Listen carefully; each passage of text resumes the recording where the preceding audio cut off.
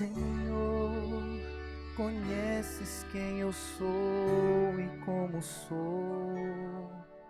Acompanhas cada passo que eu dou.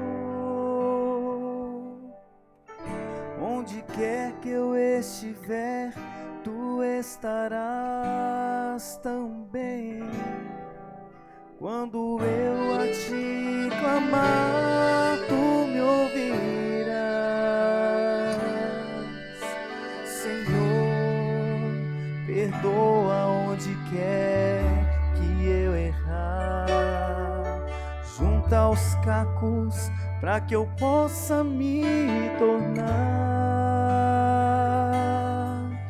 Faz um novo para a tua adoração. Meu oleiro, eu te dou meu coração.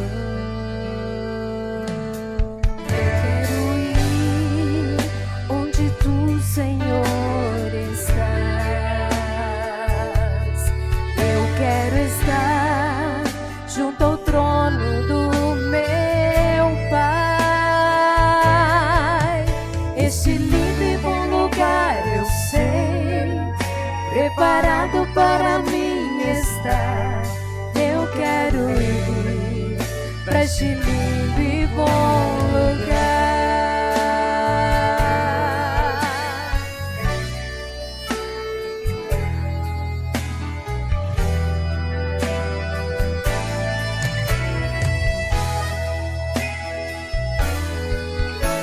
Senhor, conheces quem eu sou e como sou.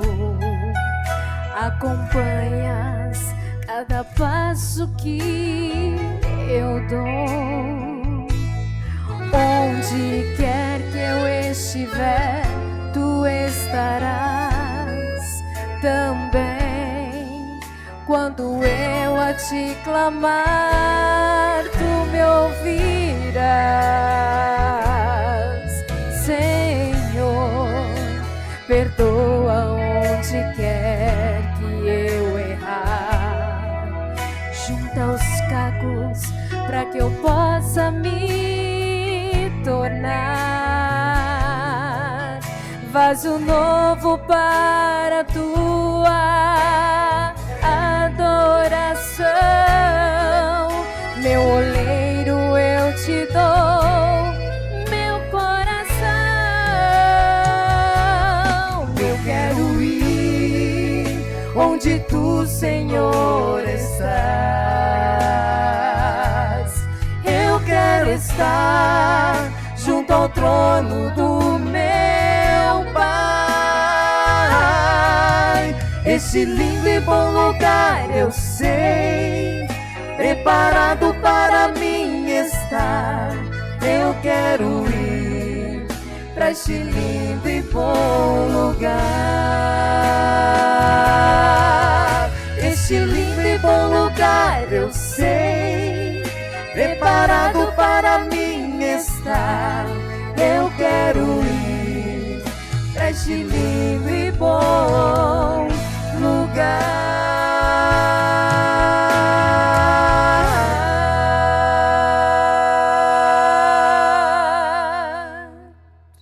Amém.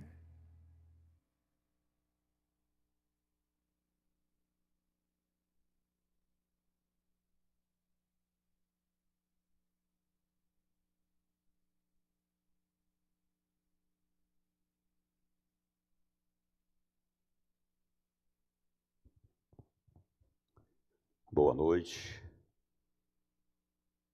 todos são muito bem-vindos nesse lugar extraordinário e que é marcado pela presença de Deus e também pela sua presença. Será que você e eu queremos realmente irmos para este bom lugar sobre o qual o Diego e a Alessandra cantaram? Esse hino me fez lembrar um texto bíblico que não está no script para a fala de hoje, mas o hino me fez lembrar esse texto. Vou ver se eu localizo aqui para dizer isso mesmo. João 1, verso 11. Evangelho de João, capítulo 1, versículo 11. O hino que Diogo e Alessandra cantaram me fez lembrar, porque enquanto eu ouvia, eu me perguntava, será que nós realmente queremos ir para este bom lugar? Parece que o mundo está tão bom, não é? A Bíblia fala que o mundo fala que os homens vão de mal a pior. Mas há estudiosos que dizem que o mundo está cada vez melhor para se viver. Mais conforto, mais tecnologia, mais comodidade, uma série de coisas que eles alegam que contribuem para que a vida fique mais fácil no planeta Terra. E talvez isso possa tirar de nós o desejo veemente, imperioso, de queremos estarmos nesse lindo e bom lugar sobre o qual nos ouvimos. João 1, verso 11 diz assim, veio para o que era seu, e os seus não o receberam. Você consegue imaginar isso? Nós estamos estudando aqui, ao longo dessa série, vamos continuar, falando sobre a sombra da cruz. A cruz antes da cruz, ou seja, a sombra da cruz. Durante 1.500 anos, irmãos, presta atenção, 1.500 anos, essa sombra ou estas sombras da cruz foram celebradas, foram vividas por gerações, uma após a outra. O propósito de Deus era um só. Era para que quando a cruz fosse erguida no Calvário, mediante a sombra com a qual haviam convivido durante 1.500 anos, eles olhassem e falassem, opa, essa cruz de Jesus é a realidade daquela sombra que nós vivíamos no Antigo Testamento. Mas a Bíblia diz que ele veio para o que era seus, que Deus se revelou à nação de Israel. Deus se revelou ao povo, aos judeus, que era o seu povo escolhido. Então Deus se revelou àquele povo de uma forma extraordinária. E quando a cruz foi erguida no Calvário, ao invés de ser identificada e aceita como a realidade para a qual a sombra apontava, ela foi vista como um instrumento de horror, um instrumento de fracasso. Até certo ponto isso é compreensível. Como é que um Deus onisciente, um Deus onipotente, um Deus onipresente, um Deus que tudo pode, se permite ser crucificado, e não por um Deus mais poderoso do que ele, mas por homens pecadores? Você consegue entender um mistério desse? Não dá para entender. Se Jesus tivesse sido crucificado, tivesse sido morto por um outro ser mais poderoso do que ele, ok, aceitável. Mas por homens pecadores, por homens ímpios. Mas é porque esse era o seu plano, esse era o seu projeto, era isso que ele queria. E nós vamos continuar os nossos estudos, não é? Eu sempre falo, estou fazendo essa série aqui a pedido do pastor, ele que escolheu o assunto. Falou, eu quero que você fale sobre esse tema lá na igreja do Bueno. Eu falei, tá bom, pastor, o senhor manda, quem tem poder manda, quem tem juízo obedece, né? Então o senhor manda e eu obedeço. É um tema, eu falei para ele, é um tema assim denso, é um tema complicado, é um tema profundo, eu diria. Por falar nisso, ainda hoje, olha que coisa interessante. Agora à tarde, um pouquinho antes de vir para cá, eu recebi uma ligação da Europa, de Luxemburgo. Uma pessoa lá que ganhou, eu nem lembro que pessoa é aquela. Talvez até que alguém conheça, é Lauro Andrade. Há 24 anos ele está morando lá em Luxemburgo. Ele diz, eu ganhei do senhor, ele disse para mim, eu não lembro desse moço. Falei, eu ganhei do senhor um livro, A Cruz da Cruz, autografado, bonitinho. Falei, e é o melhor livro que eu já li até hoje, com toda a modéstia que me é peculiar, né? Às vezes eu falo que eu me orgulho da minha humildade, né? Eu sou tão humilde que eu chego a orgulhar da minha humildade. Brincadeira. Então ele disse, é o melhor livro que eu já li sobre as festas, claro, é o único que tem sobre esse assunto, não tem outro escrito sobre esse assunto, que eu conheça não. E ele falou, eu emprestei o meu para uma mulher que mora em Portugal, ela é missionária lá, ela leu e encantou, falou, você tem que me emprestar esse livro. Eu emprestei, ela agora disse que não vai me devolver. e que eu tenho que me virar para encontrar um outro. Ele ligou para me pedir esse livro. Então, é um assunto, assim, interessante? Mas ele falou, o assunto, pastor, que o senhor coloca, ele é complicado, mas é mesmo. Mas quando é compreendido, e eu sempre falo, é um assunto que vacina aqueles que já fazem parte da igreja contra a apostasia. E ele é vamos dizer assim, um assunto de decisão para aqueles que ainda não fazem parte. Quando compreendem, fala, poxa, eu não tenho para onde sair. Eu não tenho outra escolha. Vamos continuar? Nós já falamos sobre 2 das festas. Eu vou pedir que coloque aqui o meu PowerPoint, por favor, para a gente dar uma recapitulada bem rápido. Não sei se dá para ler, eu coloquei bem pequenininho aqui a propósito. Dá para ler quem está lá atrás, só para fazer um teste. Alguém fala lá atrás o que está escrito aqui, para mim ficar bem confiante? Eu é que estou ceguinho, né? Porque daqui para mim está difícil, imagina para quem está lá longe sem óculos, né? O calendário da redenção. Para que serve um calendário? Graças ao calendário, você e eu sabemos que hoje é dia 28 de maio de 2023. Você sabe quantos dias já se passaram desse ano? Você sabe quantos dias ainda faltam para o final do ano, graças ao calendário. Então, para os estudiosos da Bíblia, os melhores intérpretes, o que nós estamos estudando aqui, eles chamam que as festas hebraicas, elas eram uma espécie de calendário da redenção de Israel. Olha que coisa interessante. As festas marcavam algumas datas especiais no calendário de Israel e culminava com aquela festa que é um tipo vamos dizer, do evento final, que é a volta de Jesus e a nossa ida para o céu. Então, o calendário da redenção nos orienta a que altura nós estamos nesse projeto de Deus para nos salvar. Quando eu estava fazendo o 2º ano de teologia, um colega meu que estava no 1º ano, ele veio comportar aqui em Goiás.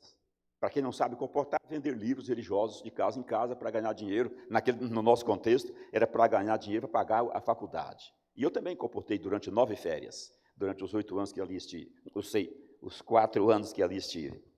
E esse moço, ele veio para cá e ele encontrou um outro camarada que não fazia teologia, mas era estudioso. Esse camarada, não vou falar onde ele morava não, e nem o nome de nenhum dos dois não vou falar, não dá problema para mim, né? Mas o certo é que esse teologando, ele veio, ele passou as férias aqui em Goiás, ao invés de comportar, ele ficou estudando determinados assuntos com esse moço de uma cidade aqui próxima. E ele voltou para o colégio numa empolgação com os assuntos que ele havia estudado durante as férias, e ele fez várias programações na capela lá do colégio, e aquilo ficava assim, gente saindo pelos ralos, porque era um chamarisco. E ele começou a ser patrocinado para viagens, para várias capitais do Brasil. Pessoal, as igrejas pagavam passagem de avião, pagava tudo, para ele ir lá e fazer um final de semana sobre o estudo que ele havia feito.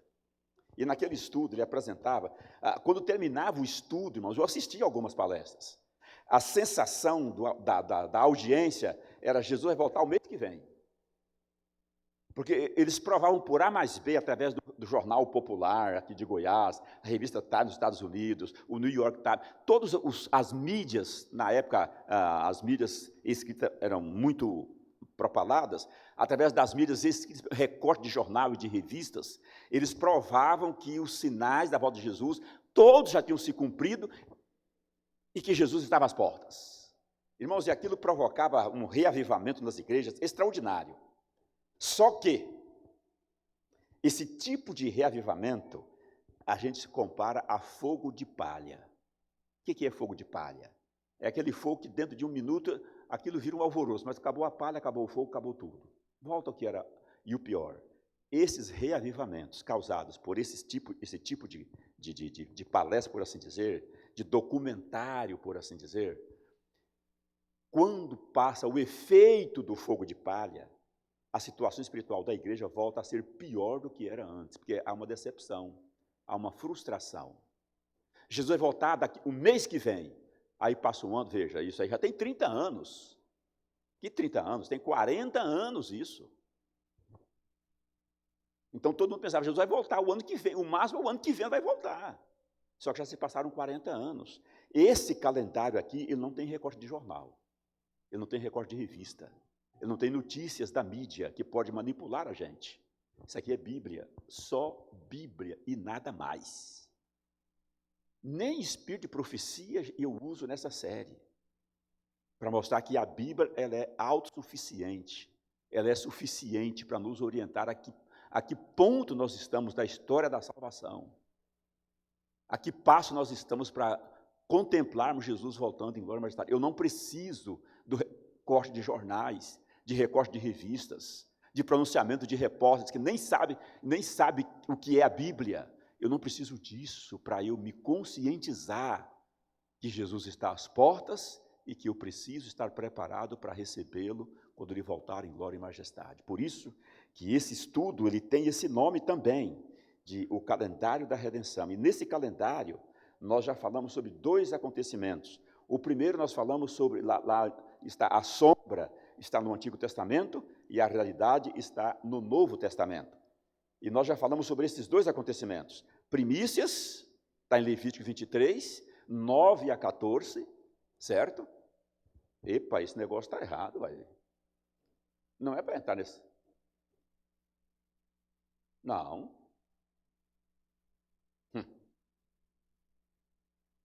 Esquece, abra sua Bíblia. Ali está me complicando. E eu olhei, eu vi esse negócio e revi. Mas depois eu conserto isso aí. Abra sua Bíblia em Levítico capítulo 23.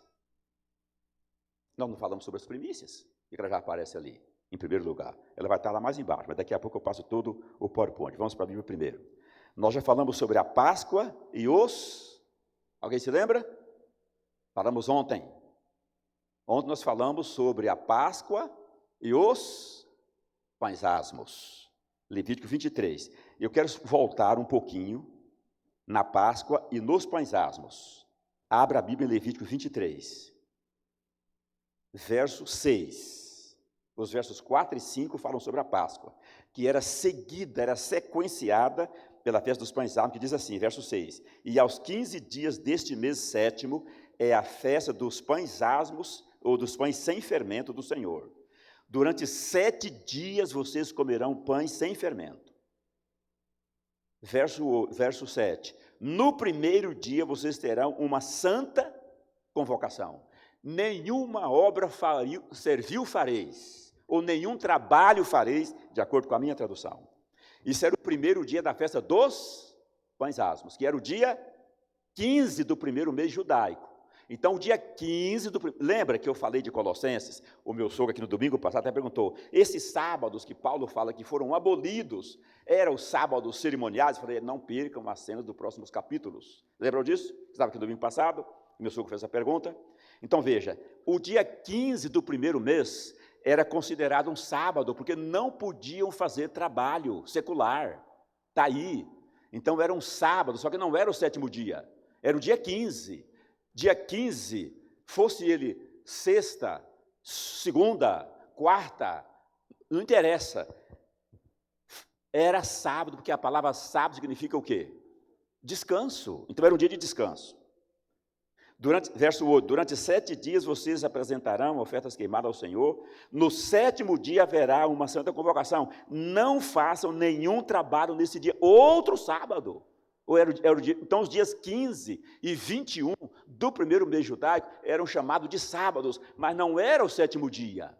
Eram os famosos sábados cerimoniais. Eram feriados religiosos, igual é hoje o Natal, é a Sexta-feira da Paixão, é o Corpus Christi, são feriados religiosos. Então, não importava o dia da semana. O dia 15 e o dia 21 do primeiro mês eram sábados, porque era um dia de repouso, eram feriados religiosos. Então, esses sábados é que Paulo fala em Colossenses 2, 16 e 17, que foram abolidos, que eram sombras. Não se trata do sábado do 7º dia, e você vai entender isso dentro de alguns momentos. Avancemos um pouco mais agora. Então, dito isso, falamos sobre a Páscoa e as primícias, agora vamos para, Páscoa e pães asmos, agora vamos para as primícias. Capítulo, preste atenção.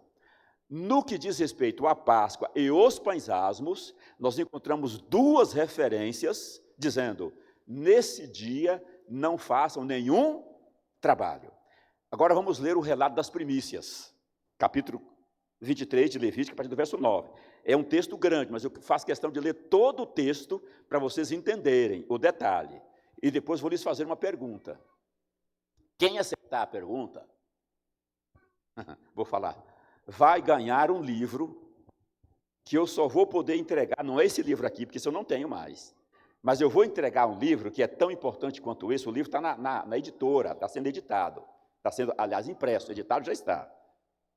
Então está sendo impresso, daqui 15 dias ele vai ficar pronto. E eu espero que, em algum momento, o pastor me deixe vir aqui outra vez, e eu vou entregar o livro para quem acertar essa pergunta aqui, o primeiro que acertar, porque a pergunta é de graça. É quem acertar primeiro. Vamos lá. Eu vou fazer a leitura e vou fazer a pergunta. O Senhor disse a Moisés, verso 9, Levítico 23, fale aos filhos de Israel e diga-lhes, quando entrarem na terra que eu lhes dou e fizerem a colheita, vocês trarão um feixe das primícias da colheita ao sacerdote. Este moverá o feixe diante do Senhor, para que vocês sejam aceitos. O sacerdote moverá o feixe no dia imediatamente após o sábado.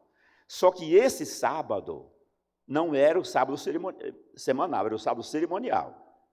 Então, no dia imediato ao sábado. Que dia que era sábado? Que data do mês era sábado? Dia 15. Então, a partir do dia 16, eles iam contar 50 dias, certo? No dia imediato, no dia em que, os 50 dias é depois, no dia em que moverem o feixe, vocês oferecerão um cordeiro sem defeito, de 1 ano, em holocausto ao Senhor. 13. A oferta de cereais que acompanha o holocausto serão 4 litros da melhor farinha, amassada com azeite, para a oferta queimada de aroma agradável ao Senhor. E a libação que acompanha será de 1 litro de vinho. Vocês não deverão comer pão, nem trigo torrado, nem espigas de trigo verdes, até o dia em que vocês trouxerem a oferta ao seu Deus. Este é um estatuto perpétuo durante as gerações de vocês, onde quer que morarem. Agora vem a pergunta. Qual o detalhe que vocês perceberam que nas festas da Páscoa e dos pães asmos aparecem e não aparecem na festa das primícias? Qual o detalhe? Dou-lhe um? Não, tem que comer, senão morre de fome. 1, 2, 3, 4, não, 5, e esgotou-se a chance de ganhar o livro. Você ia levantar a mão? Não, né? Oi? Rapaz, você vai levar o livro. Não aparece nesse relato a santa convocação e que não podiam fazer trabalho servil. Por quê? Não precisa, agora você já ganhou o livro. Você dá o nome aí e tal, etc, tá? E quando o livro ficar pronto, eu venho aqui só para trazer esse livro para você. Por quê? Você vai entender, quando eu falar para você, qual era a sombra que essa festa das primícias representava. Vamos ver? Irmãos, aqui no Garavelo Sul, é só Garavelo, onde tem uma igreja adventista.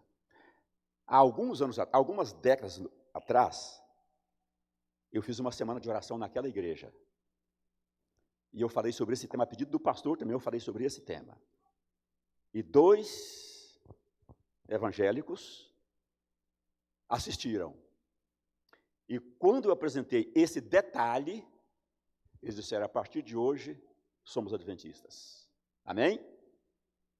No Coimbra, também algumas décadas atrás, no Coimbra, a igreja do Coimbra, era uma palestra à tarde, o pastor pediu que eu fizesse um seminário inteiro, de tudo que eu estou falando aqui na série, fizesse num sábado, um supletivão. um intensivão, e eu fiz. A hora que eu estava falando, uma irmã, aquela irmã da igreja, cautelosa, cuidadosa, ela me mandou um bilhetinho. Falou, pastor, cuidado como o senhor fala, porque eu trouxe 2 amigas da igreja tal, e falou o nome da igreja. Eu vou falar o nome da igreja. Eu trouxe 2 amigas da igreja batista. E dependendo do que o senhor... É a primeira vez que elas entram na nossa igreja. E dependendo da maneira que o senhor falar, no bilhetinho, o senhor vai espantá-las. E eu li o bilhete e ignorei, claro. Eu tenho que falar o que está na Bíblia, eu não posso falar diferente. Aí, ao final, depois do seminário, do intensivão, a tarde inteira de sábado, eu estou à porta despedindo das pessoas. E aí ela vem, aquela irmã, com as 2 amigas, chegou e falou, pastor, o senhor lembra do bilhetinho que eu mandei? Falei, lembro, irmã. Falou, pois é, essas são as minhas 2 amigas da igreja batista, das quais eu falei. Falei, prazer. Ela falou assim, só que nós não somos mais batistas. Falou, a partir de hoje, nós somos adventistas. Depois que nós ouvimos aqui hoje, a partir de hoje, nós somos adventistas. Amém? Veja, a irmã com medo de eu espantar as mulheres. E por elas ouvirem a verdade, falaram, não, nós éramos até hoje, a partir de agora não somos mais.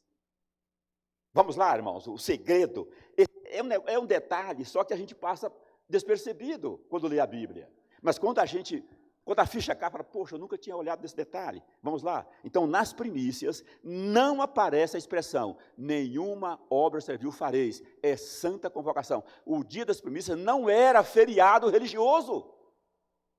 Por quê, irmãos?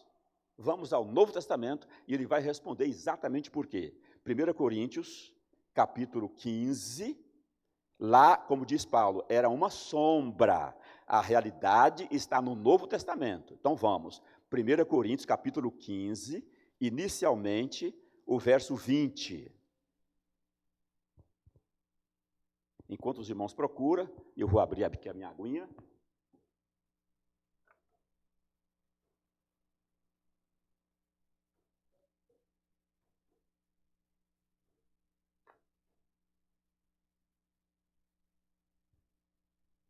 Primeira Coríntios, capítulo 15, verso 20, olha aqui. Mas, de fato, Cristo ressuscitou dentre os mortos, sendo ele o quê, irmãos? Me diz aí na sua Bíblia, o que está escrito aí? Sendo ele o quê? As primícias dos que dormem. Então, a festa de Pentecostes, a festa da Páscoa lá, era a sombra da morte de Jesus. Mas a festa das primícias era a sombra da ressurreição. Está aqui, olha. Mas, de fato, Cristo ressuscitou dentre os mortos, sendo ele as primícias dos que dormem. Agora veja o verso 23. Cada um, porém, na sua ordem.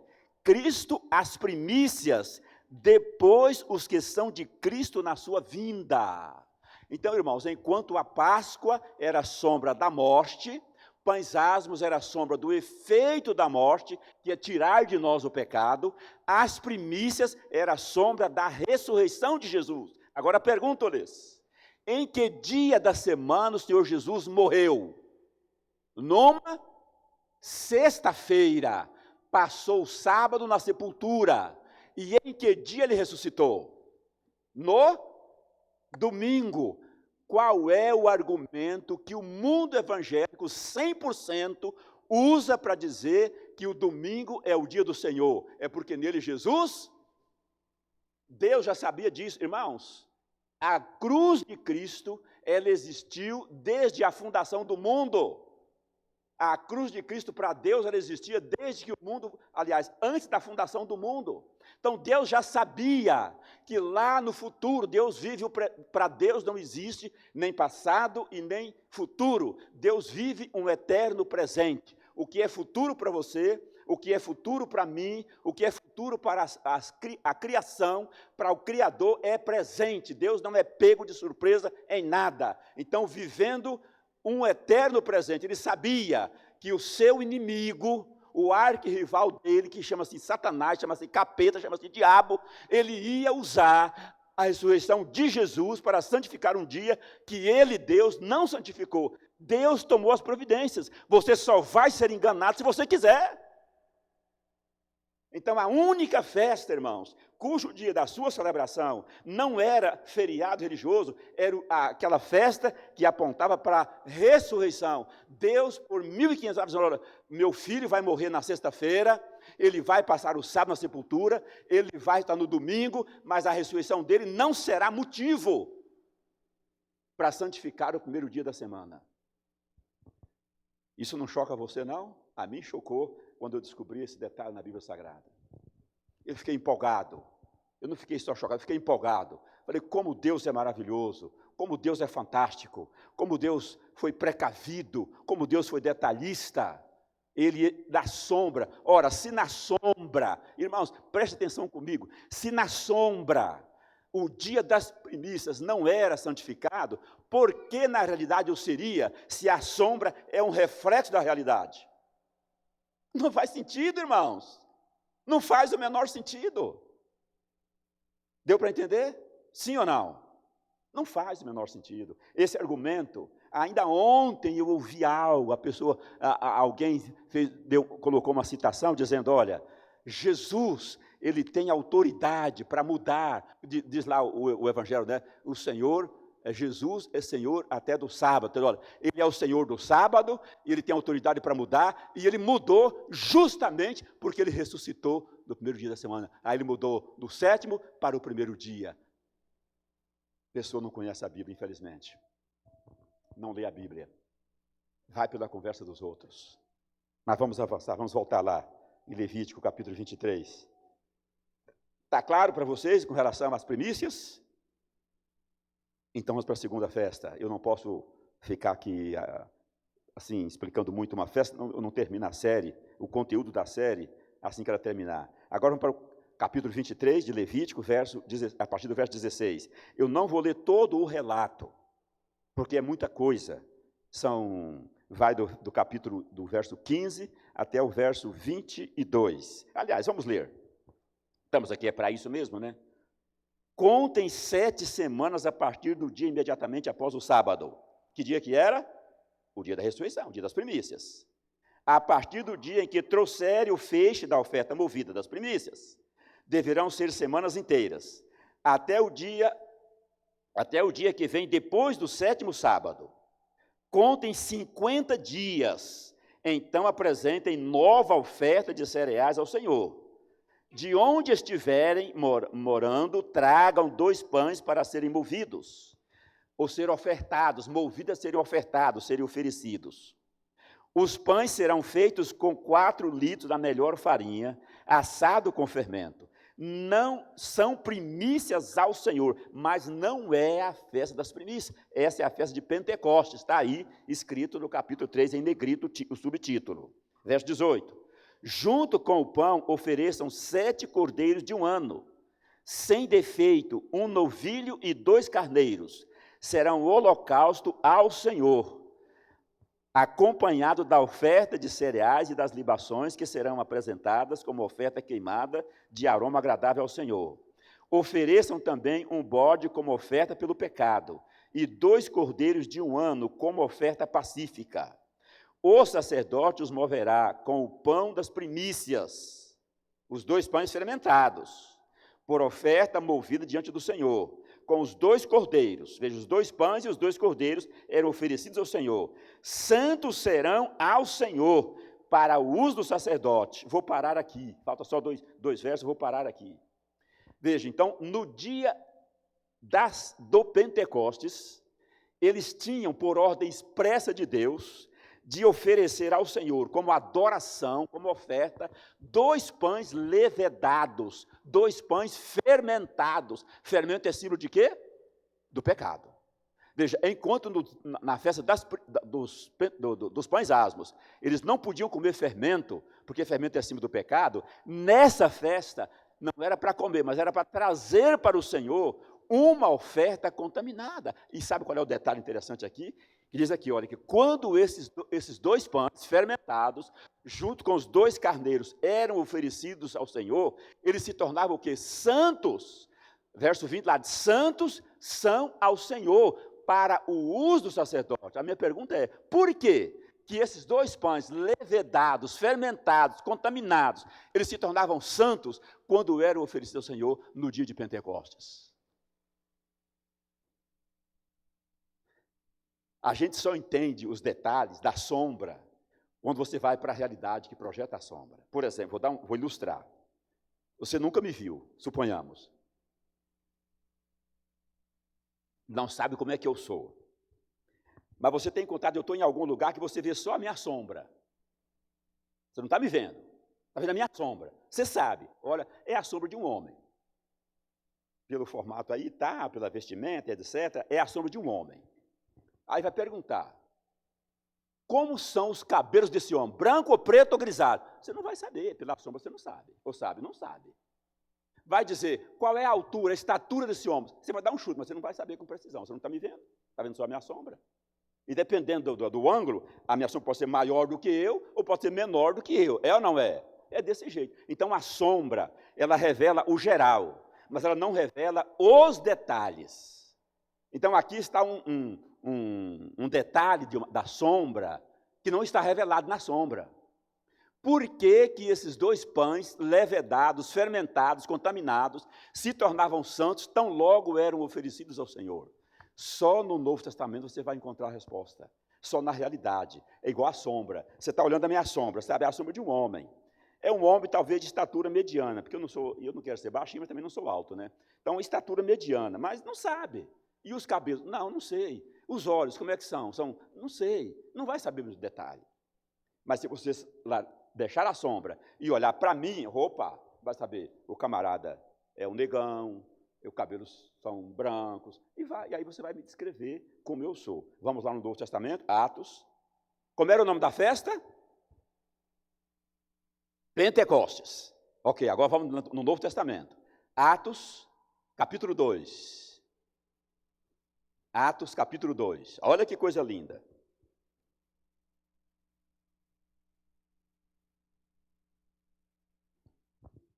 Atos, capítulo 2. Versos 1 a 4. E eu vou pegar vocês aqui também, uma pegadinha aqui, vocês vão cair nela, tenho certeza, pelo menos alguns. Vamos lá. Ao cumprir-se o dia de quê mesmo? Como era o nome da quarta festa lá? E agora está dizendo ao cumprir-se o dia de quê?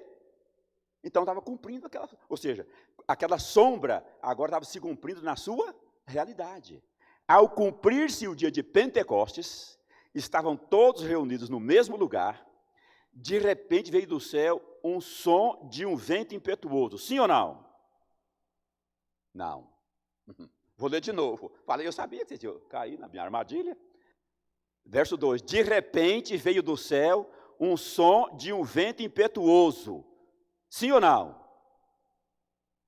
Como? Parecido. Não era som de vento. Não era vento. Então, a Bíblia, ela não mente. Não era som de vento. Era como, isso chama-se analogia. O que o profeta, o que o autor bíblico está vendo, ou está ouvindo, é indescritível. É algo divino. É Deus está se manifestando. Como é que eu vou descrever? Não tem como. Então, eu falo por analogia. Olha, é parecido. Lembra isso. Estou dizendo, como de um vento impetuoso, e encheu toda a casa onde estavam sentados. E, de repente... e apareceram distribuídas entre eles língua de fogo, certo? Sim ou não? Não, língua como, não era língua de fogo, irmãos. Era língua como de fogo, está aí na sua Bíblia. Não era língua de fogo, porque não era mesmo. Você já viu alguma língua de fogo? Ela sobe e desce. Língua de fogo, quando você coloca o fogo na palha, né? Sobe e chama, olha o tamanho da língua de fogo. Mas logo ela apaga. Isso, aqui não era língua, não. Era como se fosse língua de fogo, as quais a puseram sobre cada um deles. Todos ficaram cheios do Espírito Santo e começaram a falar em outras línguas, agora é a língua mesmo, em outras línguas, segundo o Espírito lhes concedia que falassem. Então, no dia que cumpriu-se o Pentecostes do Antigo Testamento, eles foram cheios do Espírito Santo. Isso aqui era o Espírito Santo, indescritível. Por isso que o autor fala por analogia. Era como se fosse língua de fogo, era como se fosse um barulho de vento, mas não era vento. Como se fosse língua de fogo, mas não era língua de fogo, porque era o Espírito Santo se manifestando. E como resultado, qual foi? Versos 41 versos 40 e 41 desse capítulo. A partir do verso 14, depois de estarem cheios do Espírito Santo, diz a Bíblia que Pedro fez um sermão. Está aí o sermão de Pedro. E ao final do sermão, olha o que aconteceu. Versos 40 e 41 do capítulo 2 de Atos. Diz assim, olha. Com muitas outras palavras, deu testemunho e exortava-os dizendo, Pedro pregando, salvem-se desta geração perversa.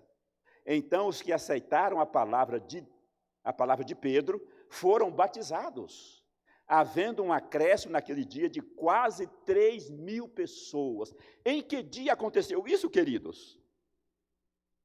No dia quando aquela festa chamada Pentecostes, que era celebrada por meio de uma oferta contaminada pelo pecado, no dia que aquela sombra encontrou a sua realidade, quase 3.000 pecadores foram convertidos. E eu pergunto, aqueles pecadores, aliás, aquelas pessoas eram pecadoras ou não? Sim. E foram aceitas por Deus, sim ou não?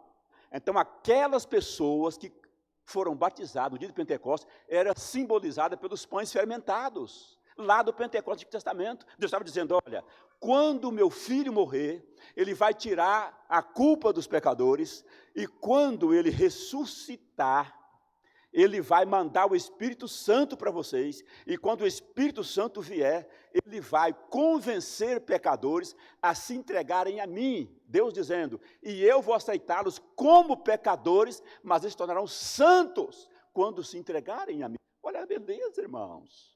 Lá diz que quando aqueles pães fermentados eram entregues como oferta para Deus, eles se tornavam santos ao Senhor. Da mesma forma, quando o pecador se entrega a Deus, ele se torna o quê? O santo, sem pecado, o pão asmo. Então a Bíblia, irmãos, não tem como fazer confusão, não tem. Faz confusão quem quer, mas ela é clara. Eu costumo dizer, é claro e evidente, lógico e patente. É assim que está na Bíblia. Tudo claro e evidente, tudo lógico e patente. Não tem como, gente. É por isso, repito, eu falei isso ontem aqui, que quando Jesus voltar, diz a Bíblia em Mateus capítulo 25, ele vai separar os salvos dos não salvos. Vai colocar os salvos da direita, diz lá a Bíblia, e vai colocar os não salvos da esquerda. Vai dizer para os da direita, vinde, benditos de meu Pai, possui por herança o reino que está preparado desde a fundação do mundo. E vai dizer para os outros, apartai-vos de mim, malditos, para o fogo eterno preparado para o diabo e seus anjos. E a Bíblia diz na sequência que haverá, entre estes da esquerda, haverá choro e ranger de dentes. Irmãos, sabe por quê? Eles vão descobrir, estava tudo tão claro na Bíblia, estava tão fácil de eu entender, e eu negligenciei, eu não estudei, eu não busquei, e quando eu ouvi, eu ignorei. É o arrependimento tarde. Por que eu não busquei? Eu não procurei entender.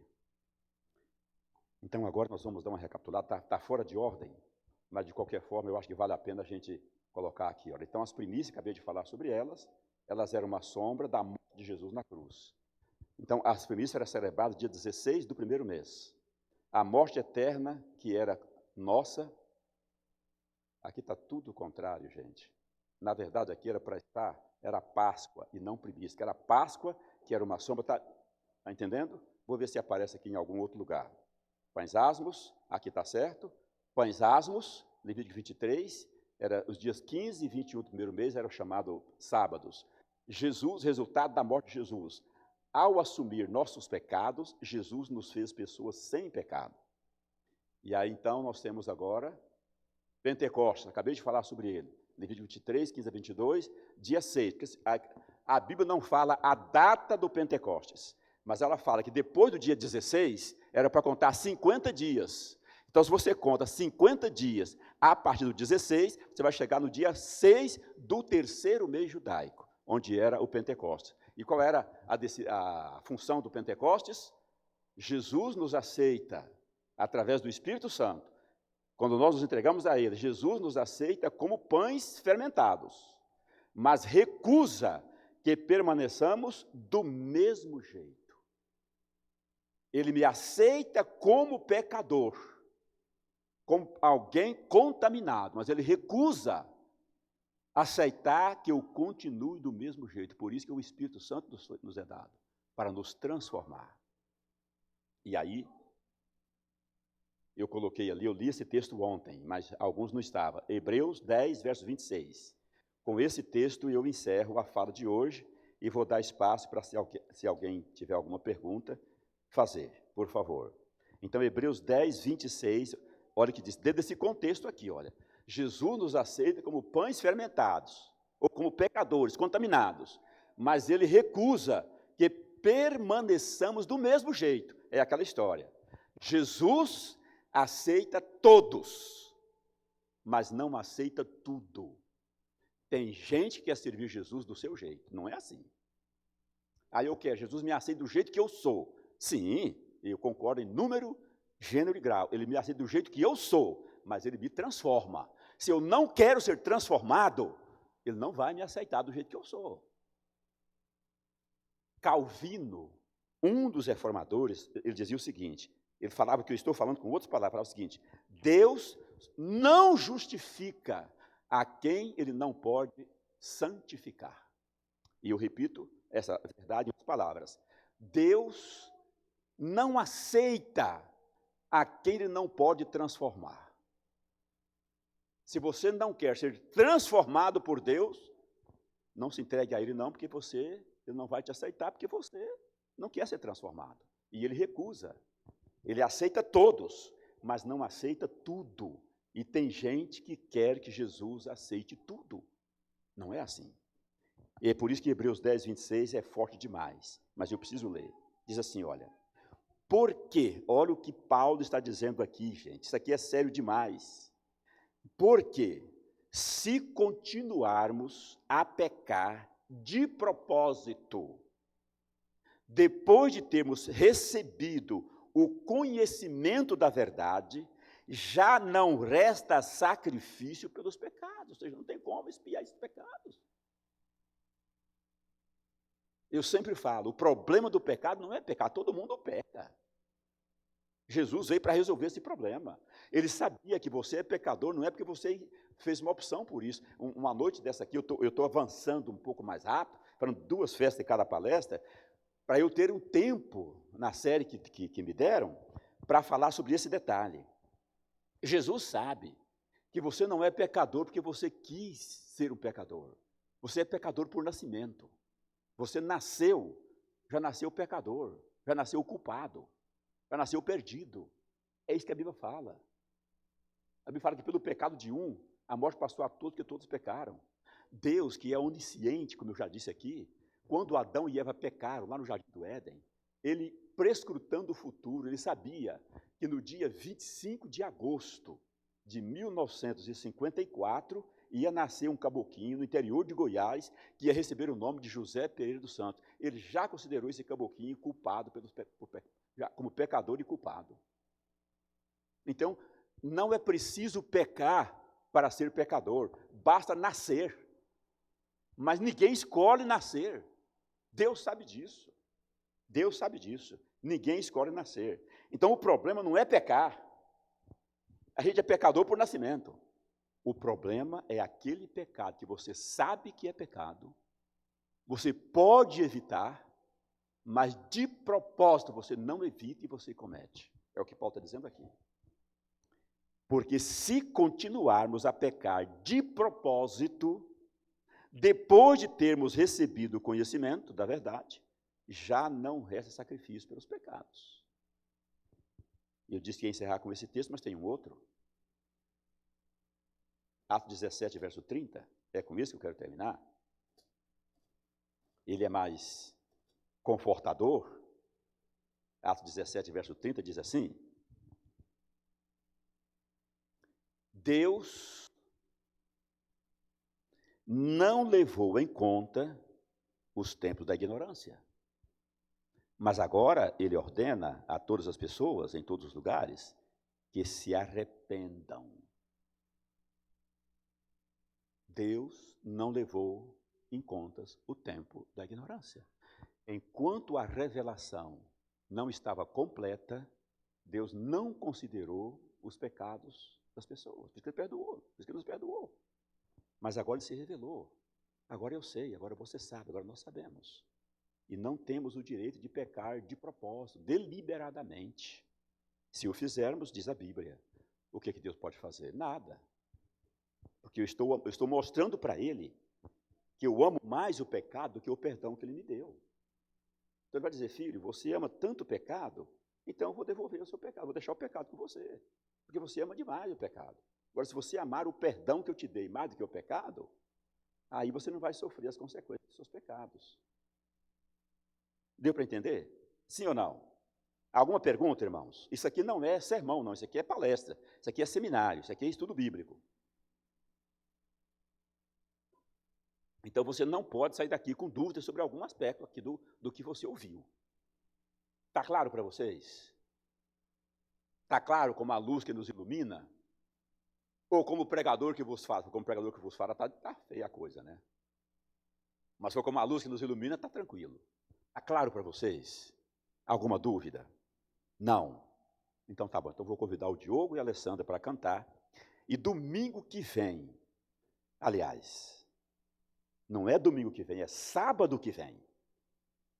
Porque o próximo encontro nosso agora é no primeiro sábado. Eu vou pregar no dia 3, que é o primeiro sábado. Vou pregar no dia 4, que é o domingo. Vou pregar no dia 10, que é o segundo sábado. E no dia 11, que é o domingo.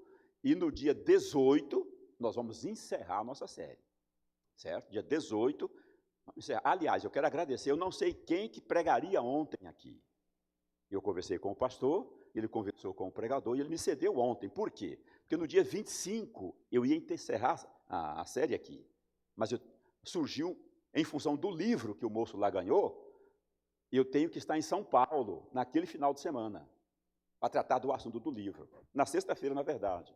Mas eu não conseguiria chegar aqui, eu não vou viajar no sábado, eu não conseguiria chegar aqui para pegar aqui para vocês no domingo. Aí o pastor me cedeu o sábado de ontem, para eu antecipar e terminar, ao invés do dia 25 de junho, terminar no dia 18 de junho. Ok? Então, essa é a nossa sequência. Próximo sábado e domingo. Próximo sábado e domingo. E depois, no outro domingo, a gente encerra. Aí vão descansar de mim, tá bom? Vamos ouvir Diogo e Alessandra e depois vamos orar. Esse moço que ganhou chama Glauber e ele é muito inteligente. Como é que é? Esse moço que ganhou chama Glauber. Glauber, você o conhece bem? Da minha igreja. É? Ok. Coimbra. Então tá bom.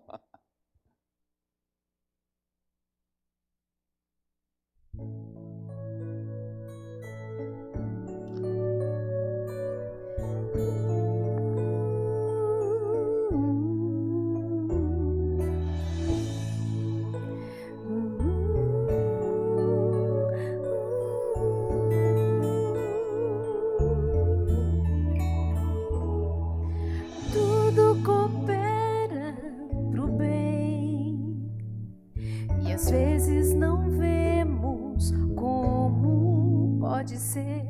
Surpresas que a vida reserva a nós não irão surpreender a Deus. Nosso Pai sabe o que é melhor, mas seu caminho não é o meu. E se a tristeza chegar e ninguém se importar, que eu possa então me lembrar.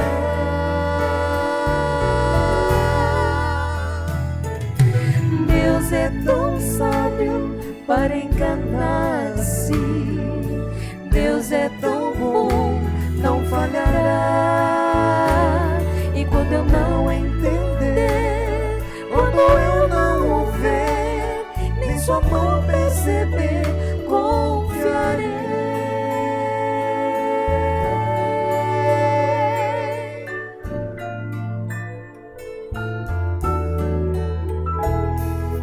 Ele conhece o futuro e o guarda em suas mãos de amor. Nossa esperança está em Deus, segurança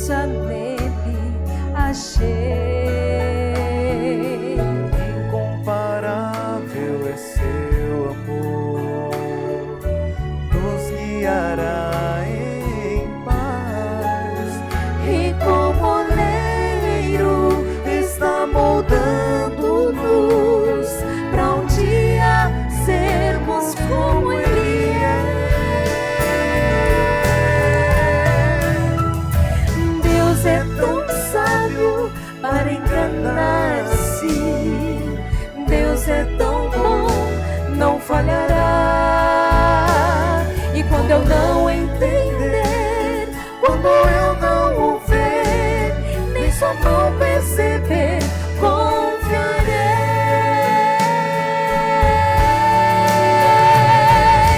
Ele tão somente é fiel.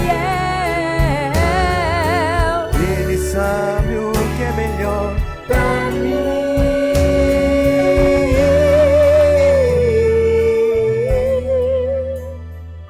E quando eu não entender, quando eu não o ver, nem sua mão perceber, confiarei, confiarei, confiarei, confiarei.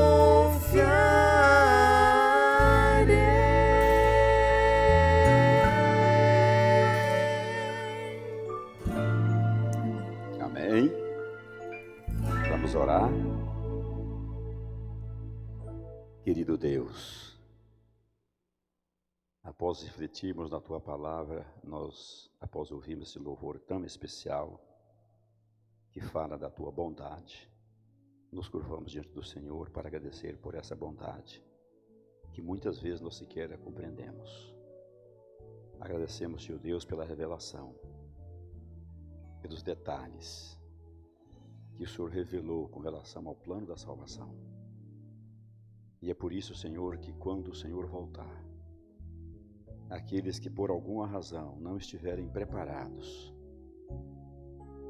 vão prantear e ranger os dentes, por saberem que tudo estava revelado, que tudo estava nas Sagradas Escrituras, e por alguma razão não examinaram e se deixaram ser manipulados pelo inimigo de Deus, e por isso estarão perdidos. Livra-nos a todos, juntamente com os nossos queridos, dos enganos de Satanás. Desperta-nos, ó Deus, para estudar a Tua palavra, para compreendê-la e, acima de tudo, vivê-la na nossa vida. Obrigado, Deus, por nos aceitar do jeitinho que somos e por estar disposto, através do Espírito Santo, nos transformar, tornando-nos cada dia mais semelhantes ao Senhor. Abençoa-nos a todos. Despeça-nos essa reunião na Tua bênção, na Tua companhia e na Tua paz. Nós oramos agradecidos em nome de Jesus. Amém.